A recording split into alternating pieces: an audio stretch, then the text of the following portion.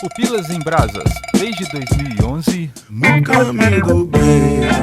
Afonso Ramon se apaixona por Carlota Maria sem saber que, na verdade, Carlota Maria era Maria Carlota, seu clone. Confuso, ele dá seu filho para um desconhecido a fim de salvá-lo dessa loucura. Enquanto isso, seu arqui-inimigo amigo sonha em talaricá-lo. Ao conseguir, ele desiste, pois não era isso que ele queria. Nessa confusão toda, Afonso Ramon tem que lidar com o legado de seu pai, que foi passado para o maior inimigo de seu pai, Marlon Marlone. Essa poderia facilmente ser a sinopse de uma novela mexicana em seu auge, mas é apenas um desenho de pessoas com poderes e colãs coloridos. E para falar desses colãs coloridos, trouxemos o especialista em moda, Felipe Xavier. Oi, gente. Eu só queria dizer que eu não tenho maturidade para falar nada de ruim desse desenho aí que o Léo tá falando. Desenho é osso, hein? E também junto com a gente está o Erlan Tost, o especialista em novela mexicana. Isso. As Marias estão todas comigo. A Marimar, Maria do Bairro, a Madeline Pryor, todas elas. E para completar o nosso time, Adriano Toledo. Especialista em aberturas nostálgicas dos anos 90. Todo mundo agora.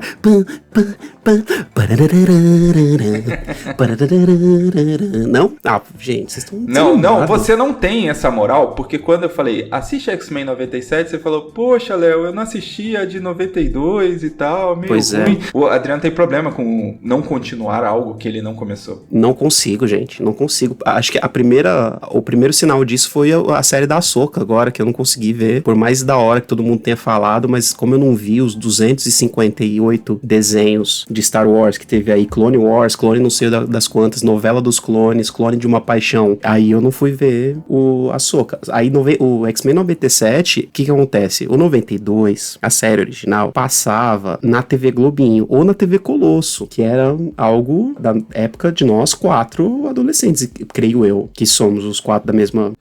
Criança, olha o seu tom, hein? Eu era criança. Olha aí, ó. O Felipe é mais novinho, talvez não tenha pegado essa época e teve que ver na Fox Kids, que era onde as crianças mais ricas viam. Então, não era rico, eu só era criança. Passava na TV Globinho mesmo, que durou até, sei lá, 2005, 10, qualquer coisa do tipo. O problema é que passava de manhã e eu estudava de manhã a vida inteira, não consegui ver esse desenho, gente. Via quando eu faltava na escola, ou nos 2 anos que eu estudei à tarde, que foi a 7ª e 8ª série, só que aí eu tava mais preocupado em assistir Dragon Ball e Pokémon. Na Eliana, dedinhos. Mas eu queria dizer, Léo, eu entendo o Adriano, porque se eu não tivesse visto a animação recentemente, a original, eu assisti recentemente, tipo, sei lá, acabei de ver 1 ano atrás. Eu também teria toque e provavelmente eu veria tudo antes de ver o 97. Mas você foi ver a 92 porque você viu que ia sair, ou 97, ou porque... Não, eu comecei a ver quando chegou o Disney Plus. Aí eu via, sei lá, uma temporadinha por ano, tá ligado? Fazendo... Quando eu sentia aquela saudade, eu assistia e aí eu lembrava que, putz, não dá mais, né? Aí eu terminava.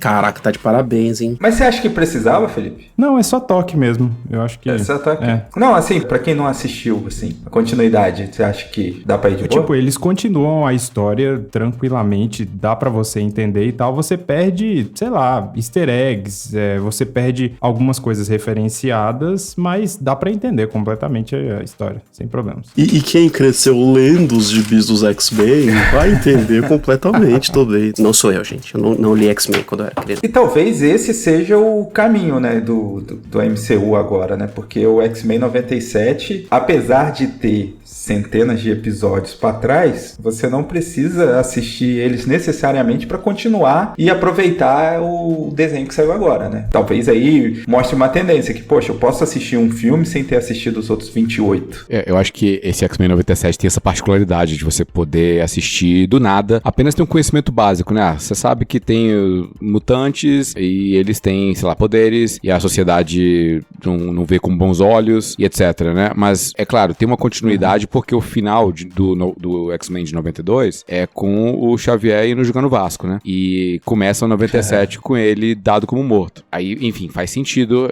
a continuidade, né? Pra quem assistiu antes, vai gostar de ver o começo do outro pegando o gancho. Mas quem não viu também, tanto faz. Só aceita. O careca morreu e já era. Acho que até pra quem não conhece nada de X-Men, você tem ali a figura do grande mentor que morreu e a necessidade agora de seguir o legado dele, né? E sendo a sombra dele dele, estando à sombra ali e tal, mas assim, o legado continua, mas o mentor morreu. Então, pra quem não sabe nada de mutante, de X-Men e tal, acho que dá pra ir. Vamos dizer assim, é uma história que não precisa necessariamente de um background. Eu acho que é uma ótima porta de entrada, cara, pra novos fãs, pra conhecerem ali, porque, querendo ou não, tirando os velhos, não tem tanto essa galera que leu o quadrinho dos X-Men, mas os X-Men foram muito popularizados, além dos quadrinhos, eles foram muito popularizados por essa série animada, né? Tanto que, sei lá, a primeira formação dos X-Men não é essa mesma galera, né? Só que eu acho que o desenho fez tanto sucesso na época que parece que essa equipe ficou a equipe consolidada dos X-Men, né? Eu acho que é uma ótima porta de entrada aí, até porque desde o desenho antigo até nesse, eles misturam todas as sagas. Eles não contam uma saga direitinho e como é nos quadrinhos. Eles vão misturando elementos de todas elas e meio que costurando, o que essa série nova eu acho que fez muito bem, né? Em pincelar vários momentos de várias sagas ao longo dos anos aí. O que é um negócio que acho que eu vi gente falando um pouco mal disso, na verdade. Que essa temporada do 97, eles quiseram usar muitas sagas e acabou que algumas ficaram aquém do que foi. Porque acho que foram umas 3 sagas diferentes que eles deram uma comprimida pra sair o X-Men 97. Eu, como não sou leitor de X-Men, eu achei interessante. Eu conhecia só certas histórias por cima. É o tipo de coisa que você sempre quis saber, mas nunca teve paciência de ler. Tipo, X-Men, a continuidade é estranha pra quem não acompanhou na década de 80 e 90, pegar essas sagas pra ler. Não sei nem se tem, tipo, encadernado da saga lá que de Genosha lá, que Genosha sofre o ataque, etc. A saga que o Magneto tira o adamante do Wolverine, essas coisas assim. Tipo, eu não entendo muito de X-Men. Então, onde você teria mais pra saber sobre essas histórias a não ser no desenho animado? Já que a Marvel não quer colocar esses personagens no MCU ainda, o desenho animado é a única forma que você tem de conhecer essas histórias, né? E é engraçado também, como o Felipe falou, né? Uma geração que foi ter contato com o X-Men pelo desenho que saiu na década de 90, 92 a 97, esse desenho, é o mesmo que aconteceu uma década depois com a galera que foi também se interessar por X-Men pela animação do X-Men Evolution, que passou no SBT, e essa eu lembro de ter visto muito mais do que o 92. E é interessante que muita gente tem até mais carinho pelo Evolution do que o X-Men do 92, né? Então, não sei se a Disney tem planos de reviver também o X-Men Evolution, mas enfim. Eu sei que tem uma galera que não gosta muito do X-Men Evolution por causa do traço do desenho. O desenho é mais fofo, né? É meio anime, né? E esse de 92 e tal era mais, sei lá. Era pior, né? Na verdade. Aí eu não sei se é coisa de velho não querendo o novo, mas enfim. Eu acho o de 92, tanto o X-Men 92 e a animação clássica do Homem-Aranha, que eram lado a lado ali, passavam lado a lado na mesma época, tinham mais ou menos a mesma pegada de emular o traço do gibi, da história em quadrinhos, né? O do Homem-Aranha tinha muita coisa ali que era bem parecida com o traço do Homem-Aranha na época ali, que tava acabando de sair da fase do Todd McFarlane, né? Com o Homem-Aranha com aquele zoião gigante, pra uma fase um pouco menos exagerada, né? Digamos assim. E acho que essa que eles quiseram colocar na animação, né? E na animação do Homem-Aranha tinha muita participação. A do Homem-Aranha eu assisti um pouco mais do que a do X-Men, até porque eu gostava mais do Homem-Aranha, então tinha muita coisa ali que era participação especial de outros personagens da Marvel, tipo Demolidor, que acho que era chamado de o Destemido, alguma coisa assim, na dublagem brasileira, tipo umas dublagens mega doida.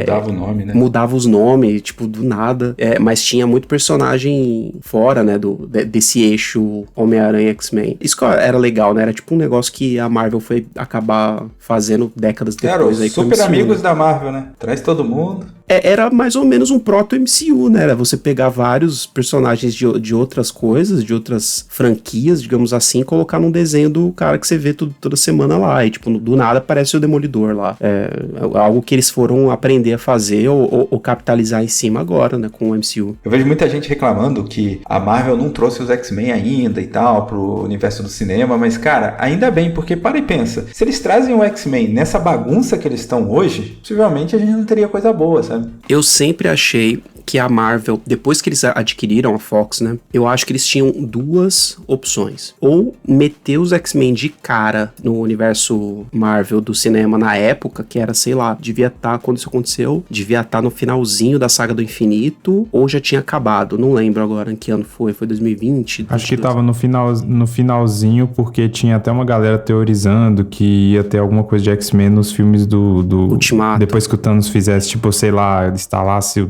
a manopla lá e acontecer alguma coisa. Tinha um negócio desse mesmo.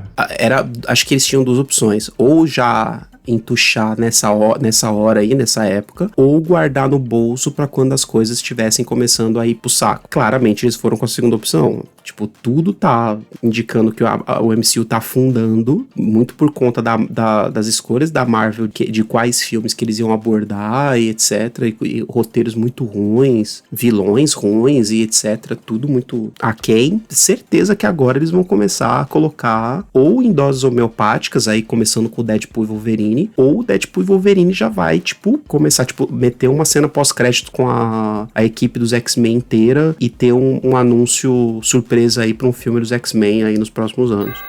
Estou orgulhoso de todos vocês, meus X-Men. Eu vou falar uma coisa que tá dentro do meu coração e precisa sair.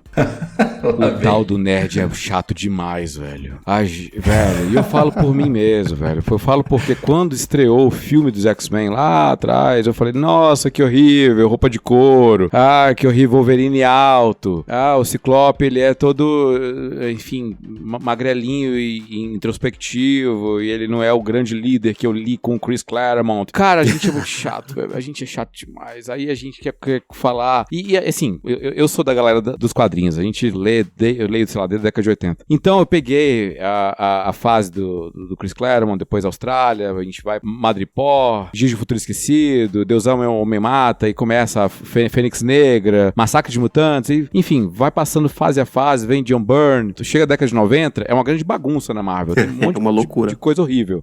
E Saga do Apocalipse é uma delas. Vem os clones também, clone com Homem-Aranha, clone com a Jean Grey, enfim, tem várias paradas acontecendo, e assim, algumas coisas muito boas no meio disso, né? Massacre de Mutantes é uma delas. Mas o ponto é, tá sempre o nerd olhando pra trás. Pra trás é o quê? Saudades do Chris Claremont. E falando, cara, que maravilha, ali que era bom. Ou o Joe Byrne, ali que era bom. Aí eu olho pra frente e vejo as coisas que estão fazendo e tal, Jim Lee, etc. Ai, que horrível. Rob Liefeld realmente é horrível, isso não vou defender não. Aí vai pro cinema, tem as animações. Ai, a animação não animou do jeito que eu queria. X-Men Evolution vem e ficou fofinho demais. A vampira tá uma gótica, emo, e não é mais aquela cavalona que era, a que absorveu os poderes da Miss Marvel. Aí vem os filmes, aí a gente reclama.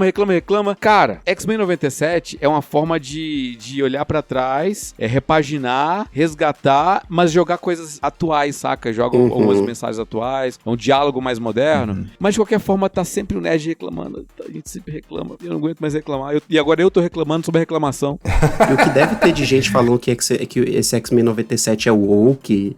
Cheio de lacração, não. Mas aí eu acho que existe reclamações e reclamações, mano. Existe a reclamação do bem, que é a do nerd do bem, que é nós, que vai falar, tipo, não gostei que o Hugh Jackman tem 1,92 m e o Wolverine tem 1,50 m. Esse é o tipo de reclamação inofensiva, cara. A gente vai reclamar porque a gente é senhorzinhos grumpy, entendeu? Tipo, ranzinzas, que é a nossa função ser Mas ranzinza. o Hugh Jackman não conquistou você com os anos? Com certeza. Hoje em dia, mas na época eu concordo com você, que eu fui que nem o Erlan e falei, por que os caras colocaram um cara gigante pra ser o Wolverine, que é o baixinho, entendeu? Tipo, sempre foi. Eu acho que mais do que alto e baixo, eu queria ver um cara feio. Ele é bonito, né, mano?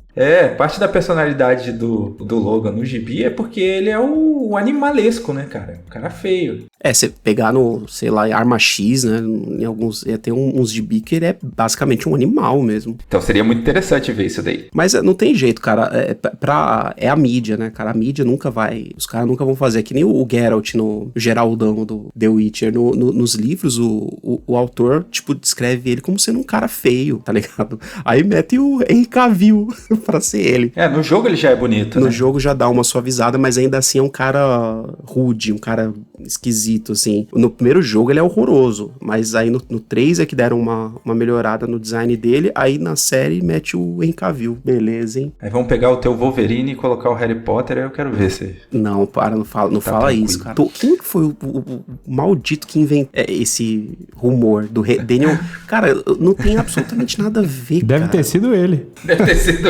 Tá querendo trabalhar. Cavou uma participação. Sabe um cara que eu achava que tinha um pouco da vibe do Wolverine, que poderia ser o cara que era o Mad Sweeney do American Gods? Que agora é o Master Chief na série do Halo. Acho que é Pablo alguma coisa. Pablo Schreiber, alguma coisa assim. Na série American Gods eu via ele meio Wolverine, assim, meio anti-herói, tá ligado? Só que ele também é gigantesco, né? Deve ter uns 2,98 metros. Não, tinha que ser um Danny DeVito, cara. Alguém assim, entendeu? Caraca.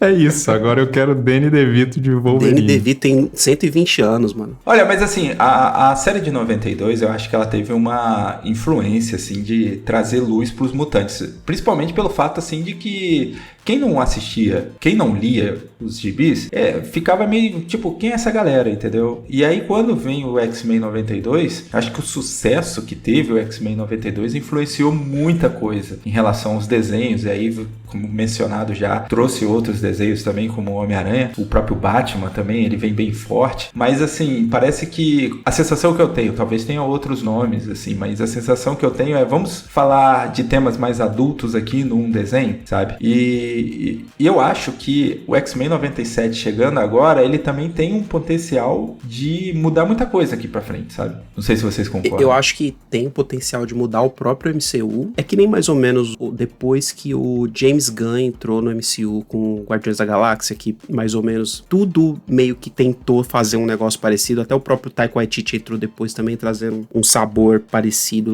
lá para os filmes do Thor. Tendências. Então, eu acho que a tendência é esse desenho meio que trazer uma base aí pros próximos filmes aí, mas eu não sei, cara, depende muito de executivo, e executivo a gente vê, assim, pelo histórico da MCU, que executivo geralmente é burro, né? Não manja muito bem dessas coisas, né? Eles só sabem ver cifras. Eu vejo esse desenho, cara, como, sei lá, um experimento dos caras, sabe? Eles fizeram tipo, cara, vamos pegar o nosso grupo A, né? Porque a gente já fez muito dinheiro com o grupo que era C, D, né? Que eram os Vingadores. Agora a gente tem o grupo A. A gente não pode inserir esses caras de qualquer jeito. Eu concordo, Adriano, você falou das as duas opções, né? Que os caras tinham. Ou metia o louco lá de qualquer jeito, ou esperava a coisa baixar e a Marvel cair de qualidade pra usar, de fato, a carta X-Men, né? E eu acho que eles fizeram esse desenho com essa mistura também, que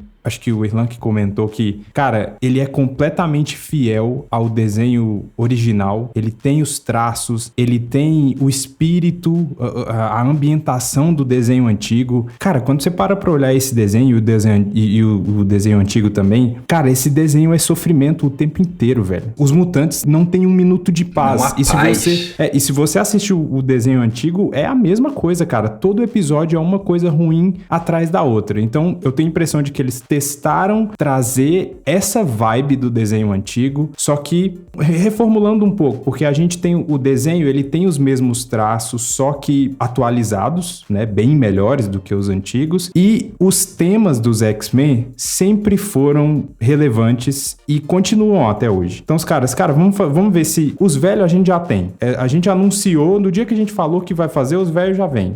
Agora vamos ver o que as novas gerações acham, e eu acho que funcionou pra caramba, Sim. cara, porque eu não vi ninguém falando mal dessa série, nem velho, nem novo, nem ninguém, cara. É lógico, tem gente que colocou como a maior obra-prima dos últimos tempos e teve gente que falou que é ok, é legal e tal. Mas eu não vi ninguém falando que era ruim, cara, que era ruim, que era uma porcaria, nada disso, assim. Eu acho que o teste que eles fizeram deu bom, sabe? Pra eles, pelo menos. Eu gostaria de fazer parte da sua bolha, cara, porque eu acho que até o Adriano mencionou aí dessa questão questão da cultura woke e tal, pô, a crítica foi somente nisso, assim. Questão narrativa, questão de arte ali do desenho. Não vi queixas, mas sempre essa questão aí da lacração. Que bolha que você tá andando, Léo? Você tá nos grupos do Nito lá? Que ele fica... De stalker, né? Stalkeando os caras. Aí que tá, né, cara? Tipo, se for pegar lá no... Acho que é não sei o que dos Nerdola, Liga dos Nerdolas aí. Acho que é um canal da galera que é nerdola nesse sentido, assim. E os caras meio que se orgulham disso aí. É essa galera aí, cara, que tá falando mal do Assassin's Creed novo também, porque o protagonista é um samurai negro e pra eles não devia ter. Sendo que existiu, de fato, um samurai preto no Japão feudal. Sobre esse negócio de lacração, cultura woke, vamos confabular aqui, né? Que eu não sei se não tinha internet na época. Mas, como o Felipe mencionou, os temas que são mencionados no X-Men 97 também eram mencionados lá atrás, também estavam nos gibis. E assim, qual é a repercussão que tinha naquela época, sabe? Ou será que só os excluídos que liam os X-Men? Não é possível, cara. Ah, cara, eu acho que tem um pouquinho de dissonância cognitiva, meu, que é aquela questão que a gente fala da galera que... eu era muito fã de Pink Floyd, mas o Roger Waters é muito... fala muito de política. Ai, meu Deus. Eu gostava mais do meu One Piece quando não tinha política, Erlan. Sendo que, One Piece é praticamente só sobre luta de classes, basicamente. E a galera se cega pra não ver certas coisas, sabe? Tipo, deliberadamente pra justamente não admitir que certas obras que eles sempre admiraram têm temas dessa chamada agenda woke ou o que quer que seja, que o povo começou a taxar aí, sendo que isso existe em X-Men desde o início dos X-Men. Nunca foi sobre mutantes versus humanos, porque não existem mutantes no mundo. Então, sempre foi uma alegoria para classe dominante versus classe marginalizada. Isso sempre foi. E aí, na época em que X-Men saiu, lá nos anos 60, 70, isso claramente era uma crítica sobre os Estados Unidos da época, em que tinha muita discussão sobre segregação racial. Hoje é sobre outras coisas. Também sobre segregação racial, porque isso infelizmente ainda existe. Mas também virou sobre outras coisas em que essa segregação também existe, porque o ser humano não melhorou desde que de X-Men ter saído lá em 1960, desde que foi criado nos quadrinhos pra cá, o mundo não melhorou, o ser humano continua maldito. Enquanto tiver gente sendo escrota no mundo, X-Men vai tratar dessas coisas. O destino está em nossas mãos agora. Existe um problema muito grande que as pessoas não entenderem, né? Acharem que a ficção é um fim em si mesmo e a história, ela conta, a gente vai acompanhar a narrativa da família Summers ali e seus amigos, né? E os liderados deles. E a gente vai acompanhar aquilo e não existe nenhum subtexto, nenhuma trama alegórica que aponta para uma realidade do mundo real, para uma coisa que tá acontecendo no cotidiano. Então, é só ver o contexto no qual surge X-Men, década de 60, lei de segregação, Jim Crow, Estados Unidos, uma coisa assim. Obviamente tem um subtexto racial ali sobre o diferente ser excluído, ser segregado. Obviamente, assim, a pessoa que tem 2 neurônios, ela junta o tico e o teco, e eu falo, opa, isso aqui tem um contexto social e a história tá falando, ok, tem pessoas com poderes aqui, tem pessoas que estão com conflitos narrativos, mas no fim das contas é uma grande alegoria, né? Então a pessoa que reclama disso, ela vai ler, sei lá, o Menino do Pijama Listrado e falar, nossa, mas estão falando aqui que tem nazistas aqui. Cara, mas é sobre isso. Vou, sei lá, ler o Diário de Anne Frank. Eu achei que era um diário mesmo de uma menina. Eu só queria saber sobre as particularidades dela e as histórias que ela conta no diário dela. Não, amigo. Não, é uma menina que tá presa. Ela tá num armário escrevendo os horrores da guerra, entendeu? Então, vai ler X-Men, cara, vai ter realidade sim. Vai tocar em temas sociais, vai tocar em temas delicados, vai tocar em temas que, inclusive, muitos dos que reclamam precisavam tomar um choque de realidade e mudar certos comportamentos e pensamentos. E, infelizmente, é isso. Aí a pessoa fala o seguinte, não, a esquerda tá dominando a mídia e tá jogando uma agenda de dominação, nossas crianças, cuidado. Cara, pelo amor de Deus, é muito, muito difícil. Muito difícil ser um mutante. Falando nessa parada, Erla, que eu acho que complica bastante quando a pessoa tem essa, como o Adriano mencionou, essa dissonância cognitiva, porque você tá se emocionando com histórias, né? Você tá tendo empatia com os personagens, mas aí ela esbarra na sua ideologia e aí você ou aceita e vai, ou você fala que, tipo, tem uma agenda por trás disso e despreza toda a obra mencionada, sabe? Parece que eu não posso gostar de uma obra que ela vai contra a minha ideologia, porque ir contra a minha ideologia é abrir mão dela. É você pensar 5 minutos se você não está realmente errado, né? Isso nunca pode acontecer. Eu nunca posso dar o braço a torcer, eu nunca posso dar 5 minutos de atenção pra qualquer coisa que me contrarie. Esse é o problema. Vocês falaram da década de 60, chega a genialidade do Stan Lee, né? Porque até antes ali dos X-Men, antes ali do Quarteto Fantástico, a gente tá olhando de baixo pra cima os deuses sobre nós, né? Super-Homem, Mulher Maravilha, pá. Você tem pessoas com grandes poderes que têm uma força e têm questões que estão muito longe do nosso cotidiano. E aí quando vem, primeiro, Quarteto Fantástico ali, com aqueles casos de família, né? E depois extrapolando pros X-Men, porque cada problema que eles têm ali, isso que eu acho maneiro. O X-Men, ele não é sobre poderes, né? Não é sobre poderzinho. É sobre pessoas comuns tentando viver e sobreviver e tal. Até a própria questão dos romances, cara. Você tem ali a questão apresentada no X-Men 97 ali, agora falando especificamente da trama. Pô, você tem todo ali o triângulo amoroso entre Magneto, Gambit e Vampira, a insegurança da Vampira, os ciúmes do Gambit, a arrogância e a prepotência do Magneto, de tipo, eu sou o melhor partido, sabe? Os poderes, eles são irrelevantes ali. Você tá vivendo e se apaixonando e se emocionando com personagens que são muito reais, cara, que falam muito com você. Eu tenho uma tendência a nem, apesar de ser do mesmo universo, mas eu tenho a tendência de nem considerar, tipo assim, X-Men é uma parada de super-herói, sabe? Sei lá, fura um pouco essa bolha de poderzinho, porque tá legal a hora que o Wolverine vai lá e mete a garra no Magneto, legal. Quando o Magneto anula o campo magnético da Terra, cara, isso é muito bom. Mas quando a Vampira fala pro Gambit que ele a ama, mas ela não pode sentir isso porque ela não pode tocar em outro ser humano, caraca, velho, esse texto, sabe? Esse subtexto que tem lá é o que faz X-Men ser genial, assim. E não tô falando só desse desenho, eu tô falando de todas as discussões que sempre existiram em X-Men, né? Então, cara, não é o poderzinho, sabe? O poderzinho é legal, a gente gosta, a gente vibra com o poderzinho, mas, putz, X-Men é maior que isso, cara. Que também gerou a popularidade também do Homem-Aranha, né? Que ele foi criado basicamente pra ser um cara em que um adolescente poderia se relacionar, porque ele era um ferrado, pobre, que tinha que vender o almoço pra comprar janta todo santo dia,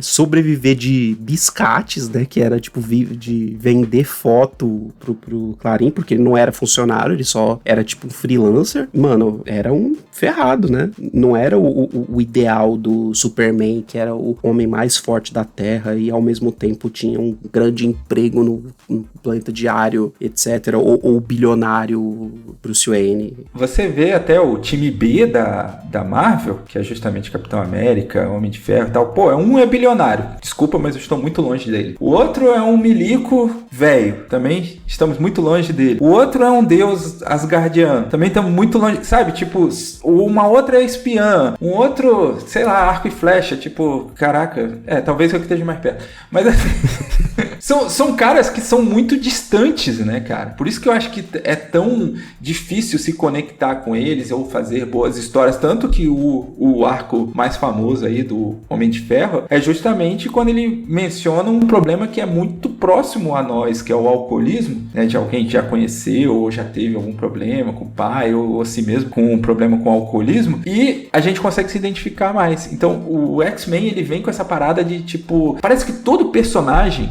principalmente no desenho agora, parece que todo personagem é alguma coisa que você já viveu ou presenciou alguém passando, sabe? Questão de aceitação, talaricagem, de indecisão, de soluço, talaricagem.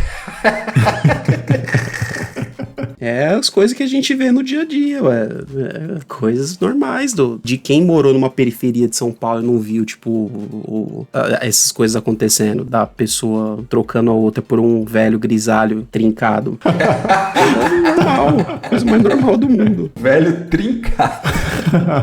Um velho de cabelo branco, porém com o abdômen... Mas você não entendeu a metáfora, não são os músculos. O velho controla o metal, cara. O vil metal. É isso, amigão. Se trata disso. Nossa, chefe, agora se matou, mano. Agora... As mina pira com o cordão de prata, mano. É isso. Prata. Todo o metal do mundo tá ao comando de Magnus. Agora, falando em Magnus, né? Eu acho que a gente podia discutir um pouco da complexidade do Magneto, né? Que é o maior vilão e melhor vilão do X-Men, né? Agora, por quê? Por que isso, senhores? Inclusive, se os executivos da Disney e o nosso querido Zé Boné sabem o que está fazendo, os caras vão apagar tudo que eles estavam tentando fazer com o raio de Kang, manequinho, que rapaz... Eu vou falar algo que vai te deixar tremendo, Adriano. Acabei de ter um insight aqui, vai te deixar tremendo. O Zé Boné, ele tinha que ir lá na casa do Daniel Day-Lewis, dar todo o dinheiro do mundo e falar, vem ser meu Magneto. Meu Deus, cara. Cara, nem precisava ir muito longe, eu já gostava do Magneto do Fassbender. O Fassbender já era pra mim um Magneto... óbvio que não dá pra gente voltar no tempo e o Ian McKellen continuar sendo pra sempre o Magneto, porque também o Ian McKellen também era um Magneto fantástico. Agora, se eles forem trocar de ator, eu acho que eles têm que colocar um puta de um ator foda, porque ele tem que ser um velho trincado. Eu acho que tem que ser esse Magneto do desenho, cara. Não... Qual que é o cara do telefone, o Busca Implacável? Liam Neeson. Lion Nelson. Pode ser o Lion Nelson, cara. E aí você mete o Magneto como o vilão do MCU por uma saga e meia, tá ligado? Deixa aí uns 5 anos dos caras só brigando com o Magneto até virar a chave, ele... Igual foi no desenho. Mano, os caras só precisavam copiar isso aí que já foi feito, cara. E aí é máquina de milhões, cara. Máquina de bilhões. Mas por que vocês acham que o Magneto ele acaba sendo o Nêmesis perfeito, assim, pros X-Men? Porque ele tem parte da razão, cara. Esse é o problema. É igual que o Killmonger. Bem parecido.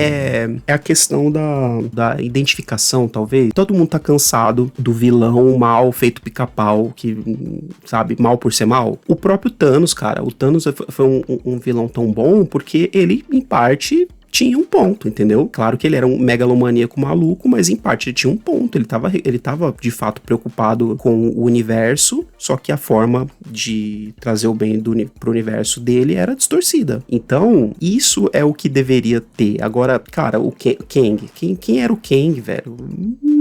Não tem como, velho. O que causa uma tensão quando a gente lê ou assiste as ações do Magneto é que, obviamente, é um contraponto ao Professor Xavier, que é idealista. O Professor Xavier, o foco dele é a convivência. O Magneto argumenta a favor da sobrevivência. E para haver sobrevivência dos mutantes, é necessário tomar medidas drásticas, porque medidas drásticas já estão sendo tomadas contra os mutantes. Então é aquilo, né? De toda a reação, ela tem que ser proporcional ou superior à ação investida. Então o Magneto está vendo o seguinte: existe uma violência verbal e física contra mutantes, que nasceram, porque sim, nasceram com uma alteração genética, né, o gene X, que faz com que eles tenham habilidades naturais que os humanos não tenham. Então, para proteger, e não apenas proteger a geração atual, mas garantir que as próximas gerações também tenham proteção, já que ele sabe que não é imortal, então ele toma ações de impacto geracional. Então ele vai para caminhos mesmo de beirando o terrorismo, ele luta a favor dos mutantes contra a humanidade, ele, enfim, e entra em conflito com quem é que seja. E a tensão é que os principais nêmesis, né, do Magneto são os X-Men, que são os afiliados do Professor X, né, que é o melhor amigo dele. Esse conflito ideológico que se reflete na sociedade e em impactos, inclusive em vidas, isso é muito mais interessante do que um vilão aleatório que é megalomaníaco, que ele quer dominar o mundo, que ele quer assaltar um banco, que ele quer dinheiro. As motivações importam muito para que a gente se apegue aos personagens. E o Magneto tem motivações muito boas. Sim. Temos que ficar vigilantes. O professor confiou a nós o sonho dele. se você parar pra ver X-Men 97, beleza, a gente teve um vilão maior que o Magneto, que foi o Bastion lá. Mas, se você parar pra ver os últimos episódios, ou o último episódio, o maior vilão da história ali é o próprio ser humano. É a galera lá que resolveu, agora vamos exterminar. Tem uma fala, se eu não me engano, que é até do Bastion no final, que ele fala, cara, eles preferem que eles sejam extintos, porque a hora que eles estão derrubando o meteoro lá da Terra, eles falam, cara, não sei o que vai acontecer se cair isso aqui na Terra. A Terra vai se ferrar nessa situação. E os caras, eles preferem se matar do que viver em harmonia com esses outros seres. É o nível de vilania do ser humano aí. E que a gente sabe que é possível, cara. No nosso mundo aconteceria. Com certeza, infelizmente. E acrescente essas pitadas ao Magneto, assim, porque além desse embate ideológico que ele tá tendo ali com o Charles, ele também acrescenta a vivência, coisa que o Charles não teve. Aí Paulo Freire manda a lembrança, né? Que é o sonho do oprimido é ser o opressor. Xavier, ele até argumenta nesse aspecto, né? Pô, você tá se transformando no seu algoz, no algoz do seu povo, dos seus pais. É muito difícil você se antagonizar o Magneto, cara. Porque... Mano, cara, na real, ele só queria que tivesse lá a ilha Genosha lá, tranquila, pra eles poderem ter a nação deles, cara. E é isso, meu. E começar por baixo. E ele pegou os X-Men no começo da temporada com a pureza de querer fazer as coisas do jeito do Charles. Uhum. Só que, infelizmente, não teve como, né? O ser humano forçou a mão do Magneto a ser quem ele acabou sendo ali. A ideia do Charles não dá certo por causa do Magneto, ou a ideia do Magneto não dá certo por causa do Charles? Eu acho que nenhuma das duas ideias dá certo por causa do ser humano. Exatamente, essa resposta, cara. Perfeito. A gente vai terminar a gravação mandando o nosso currículo para a academia do Charles, mesmo sem ser mutante, sem nada. O Adriano estava defendendo aí o Magneto, e eu acrescentaria também, na defesa do Magneto, o aspecto que, assim, o Magneto foi atacado primeiro, né? Então, assim, ele já tem um histórico, né? Mutante ou não, ele já foi atacado. Ele já sabe da natureza humana. Desde o início ele foi atacado primeiro, porque lembrando, né, que a origem do Magneto é que ele era um judeu num campo de concentração, que viu a família ser exterminada. Uhum. Então, aí por serem mutantes, mas por serem judeus. Então, ele tá em contato com essa maldade do ser humano desde muito novo, muito jovem, desde sempre, basicamente, né? Por isso que eu falo, é um vilão muito bem construído desde sempre, cara. Muito difícil de você não gostar de um cara desse, mano. Agora, assim, o contraste entre o Xavier, né?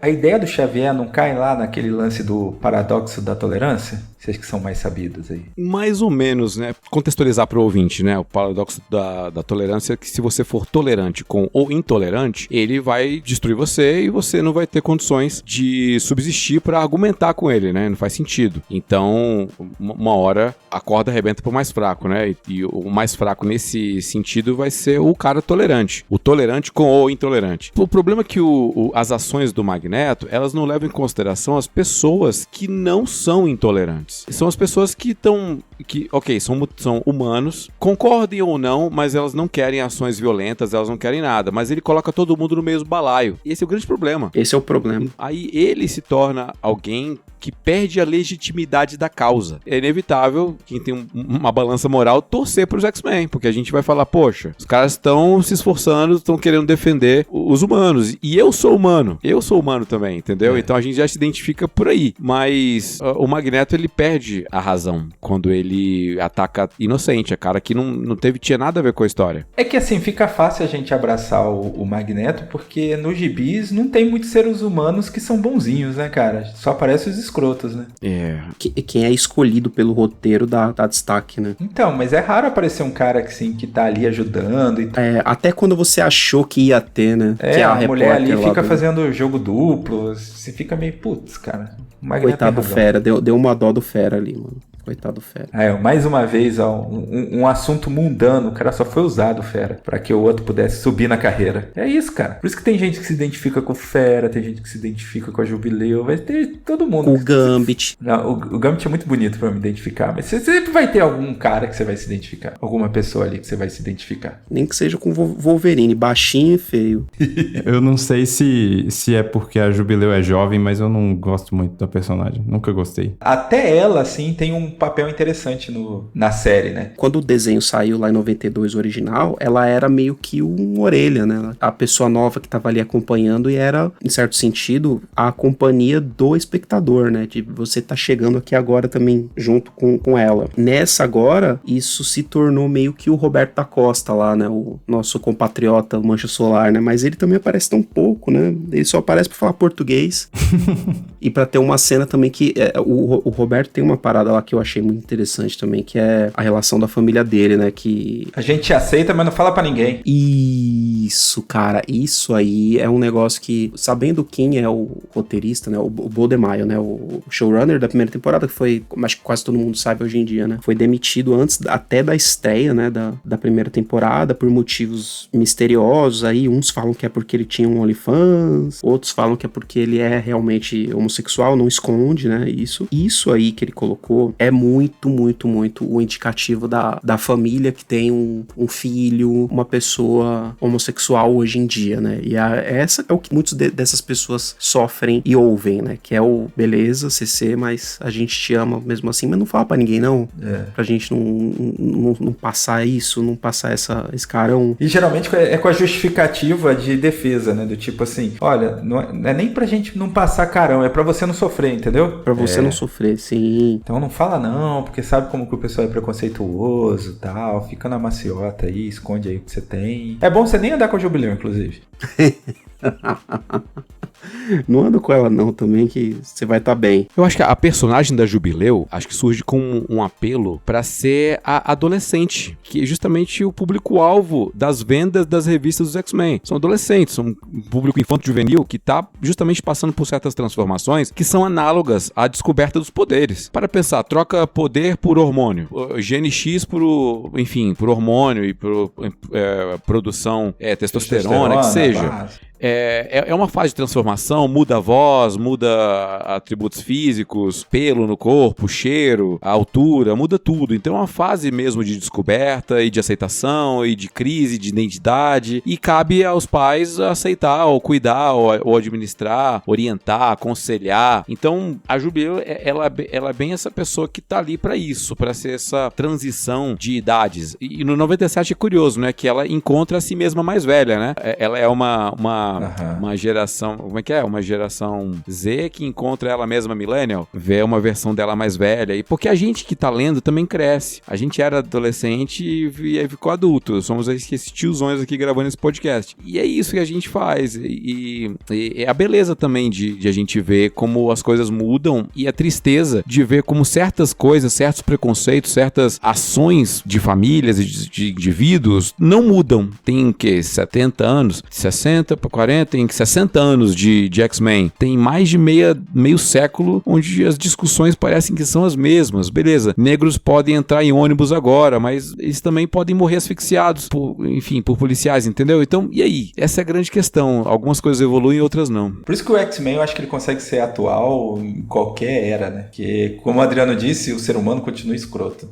E eu acho que o mais triste de tudo isso é que X-Men vai continuar sendo atual por muito tempo, porque a gente não aprende, sabe? A gente tá há muito tempo discutindo, como o Erlan falou aí, as mesmas coisas, e parece que não evolui, parece que a gente só, sei lá, e parece que a gente tá num momento que a gente tá regredindo muito mais do que evoluindo, sabe? Sei lá. Pô, mas aí que tá, nesse cenário desolador que o Felipe nos traz, dizendo que o X-Men, ele vai ser sempre, assim, sempre não, mas por muito tempo atual. Agora eu fico imaginando, na cabeça do professor Xavier, pô, o cara é um professor, tem esse papel de educador, e parece que ele não consegue nem educar do jeito que ele gostaria os seus X-Men, e nem educar o melhor amigo dele, e nem educar a humanidade com essa questão da aceitação, intolerância e tal. Eu queria imaginar, de a gente fazer esse exercício aqui imaginativo, como que deve ser difícil para um educador passar por essa experiência e ver que o educado está aprendendo com o Michael Jackson a andar para trás. É uma boa sacada. Eu acho que fala muito mais sobre as pessoas que não estão aprendendo do que sobre a pessoa que não está conseguindo ensinar. Aqui existe uma tentação muito grande da gente partir para generalização educação e falar que as pessoas são burras, as pessoas não querem educação, as pessoas querem confronto, conflito, polêmica, burburinho, querem ter opinião, mas não querem se educar a respeito de opiniões melhores. É uma tentação muito grande, porque,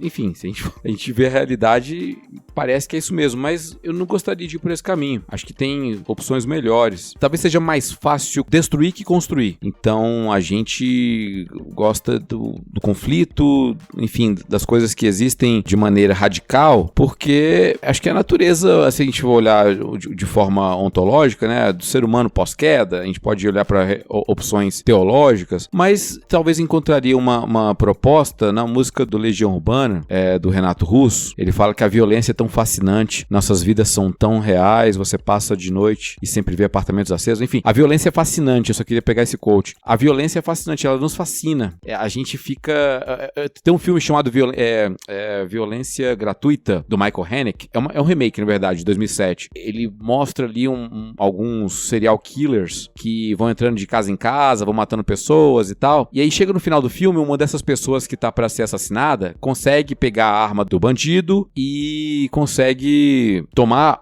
a arma, atirar no parceiro, e depois quando vai atirar no principal vilão da história, o cara pega um controle remoto e pausa o filme. Ele tira a arma da mão da mulher que ficou pausada e ele volta com o controle, dá rebobina, né, dá um rewind assim, aí ele ressuscita meio que o amigo dele e dá play. E aí a mulher tenta atirar, só que a mão dela tá vazia. E aí fica uma grande questão, o cara vai, atira na mulher e vai embora da casa, acaba o filme. Beleza, é um filme nonsense e tal, mas a grande questão é, se o controle remoto pôde salvar o parceiro, pôde pausar o filme, o espectador que tá vendo esse filme, em todo momento, já que esse filme é só sobre matança, não tem mensagem nenhuma, era só sobre assassinatos, ele poderia muito bem ter pausado, ter desligado, ter acabado com aquela sequência de mortes, mas ele não quis. O espectador que tá vendo o filme, ele quis ver até o final, quis ver as pessoas morrendo. Eu acho que é o que a gente, enfim, infelizmente, a morte, o assassinato, a tragédia, ela é muito atraente, é atrativa pra gente,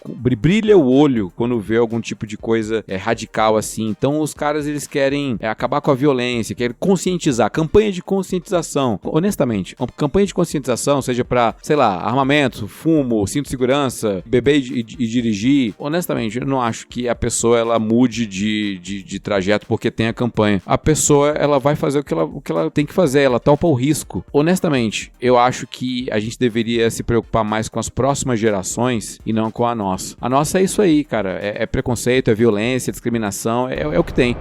A mim, meus X-Men.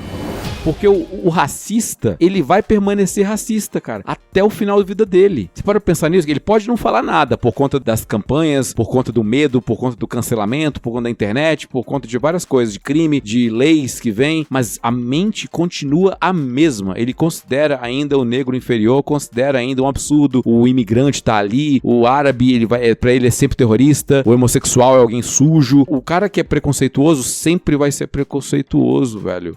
É claro, eu não sei por motivos de conversão, de algum milagre acontecendo, mas é o que é. E infelizmente, cara, infelizmente é isso. A gente vai ver os professores Xavier sendo cancelados na internet, sendo chamados de comunistas, vão atacar a vida dele, tal como fizeram com Martin Luther King, como grampos do FBI pegaram adultério do Luther King para poder descredibilizar ele, a mensagem dele. É o que ocorre, cara. E infelizmente é o que vai acontecer. Eu já falei infelizmente umas 4 vezes, porque é o sentimento que me dá, é infelicidade. Mas a gente tá aqui nesse mundo pra isso, né? Pra fazer a diferença. Então, o que eu puder ajudar as pessoas, contem comigo, mas eu não acho que a transformação na prática, não. Uma coisa que você falou que é muito verdade, Erlan, é que é muito mais fácil, né? Você ter uma ação mais radical, né? Porque ela vai meio que resolver o problema momentaneamente, mas ela não vai resolver o problema a longo prazo, né? Porque, como você falou, a violência é atraente, só que a violência, ela meio que só estanca o sangramento, ela não cura a ferida, de fato, né? Então,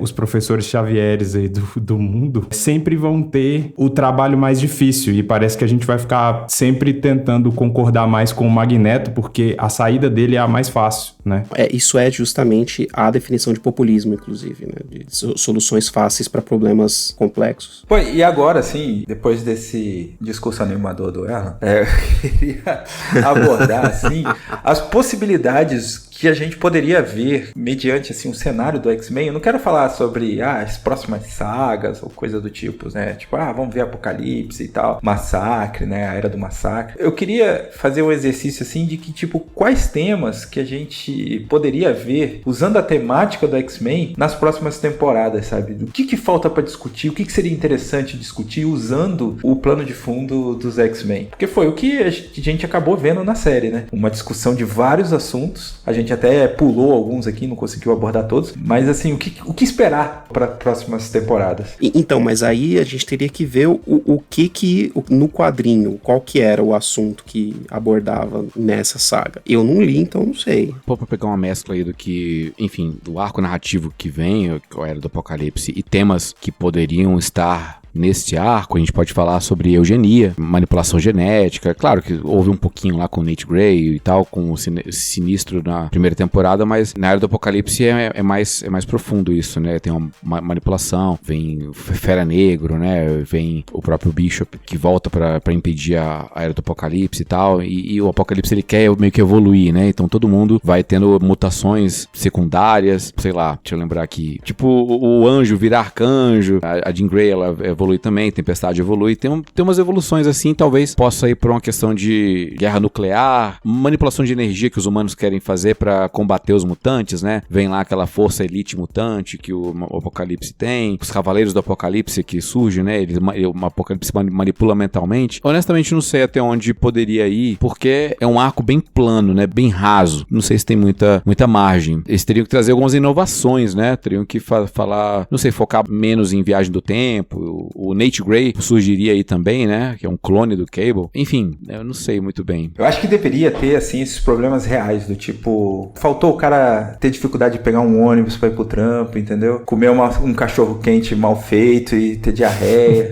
Essas coisas mais humanas, sabe? Não, mas tô brincando, assim. Eu acho que seria interessante trazer uma coisa que teve mais ou menos pincelada ali nos Warlocks, né? Que aquele massacre que tem ali dos mutantes, que são os mutantes feios, né? Eu acho que tem no primeiro desenho, né? De 92. Acho que tem um arcozinho assim. Sim, tem um arco de, sei lá, na segunda ou na terceira temporada tem um arco bem grande dos Warlocks. Então, aí você trazendo algo nesse sentido, aí vocês falaram aí, trouxeram aí a questão do Apocalipse, né? E o Apocalipse ele fica regimentando os mutantes e transformando eles, né? Então você chegar num ponto ali onde o Apocalipse ele ia pegar um mutante, mas assim, você não é tão mutante assim, eu vou pro próximo. E aí tem toda essa questão do lance do você não é tão negro assim, então você não pode participar aqui e tal. Dava pra você fazer essas metáforas assim, sabe? Trazer essas discussões transvestidas do arco do Apocalipse, por exemplo. Vai cair até na treta do Kendrick Lamar com o Drake, isso aí, então.